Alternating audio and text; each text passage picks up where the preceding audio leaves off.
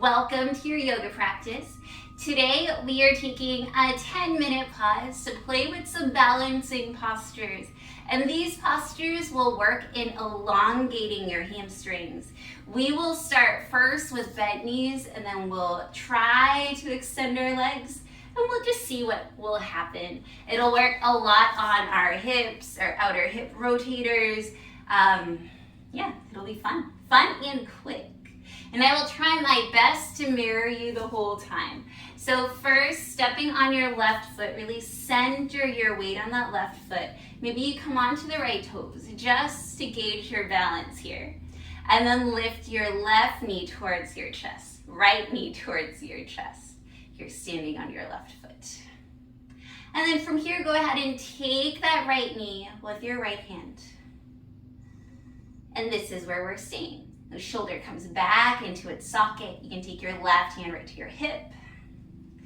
Bring belly button towards your knee. Imagine that I'm there and I'm pulling a string. That string goes through your head, through your spine, and I just elongate you and make you taller.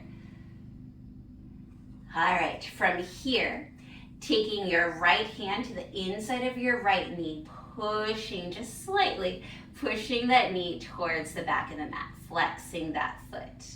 And if you'd like, you can leave your left hand at your left hip and look over the left shoulder, or you can extend the left hand out for a little bit more balance and hold here. You really feel this hip, your left hip working. Try to move it a little more towards center. It wants to jut out.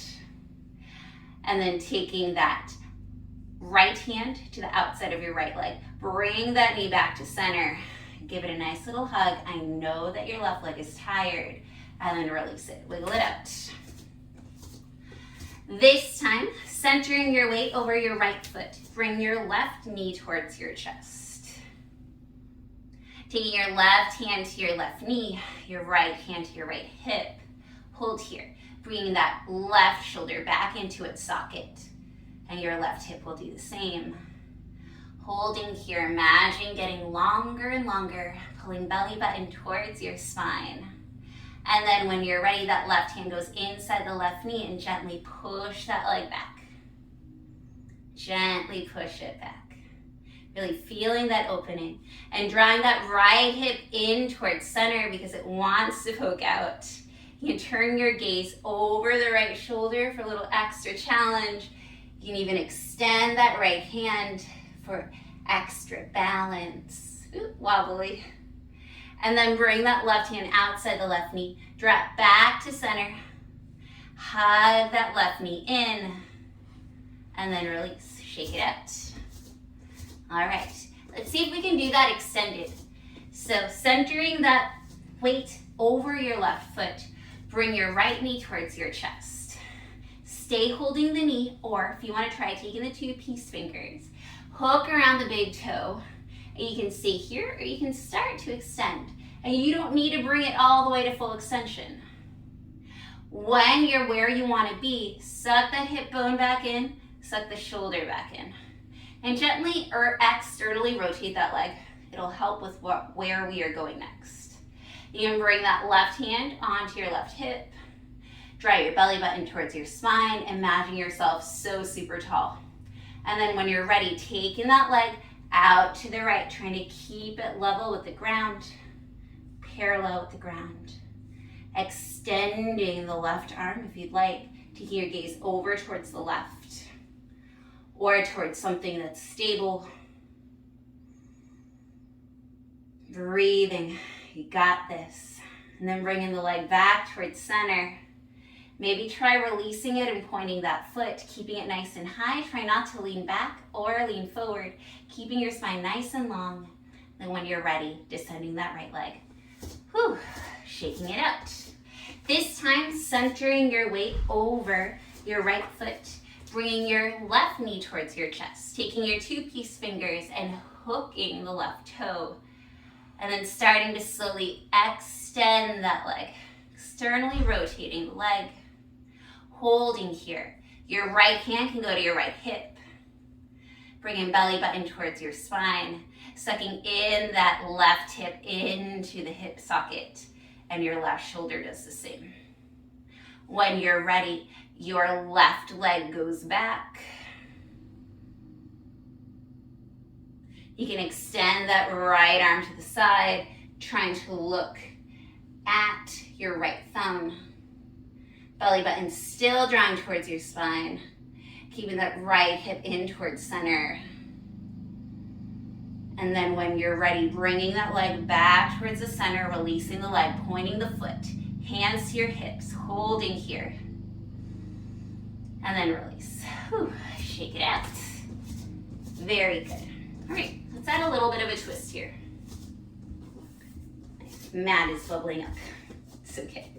All right, centering your weight over your left foot. Bring your right knee to your chest. And at first, we're not going to extend our leg. Take your left hand to your right knee, to the outside of it, and then twisting, you can reach the right arm behind you. And maybe you search to see if you can look at that right hand. And keeping that right foot flexed.